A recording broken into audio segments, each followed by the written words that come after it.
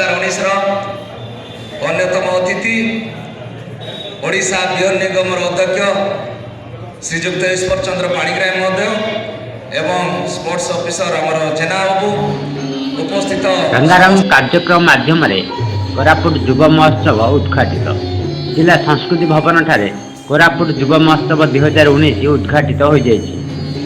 कोरापुट विधायक रघुराम पटाल, ओडिशा बिहन निगम अध्यक्ष ईश्वर चंद्र पाणिग्राही और कोरापुट उपजिलापाल समेत बहु अधिकारी जोग देते।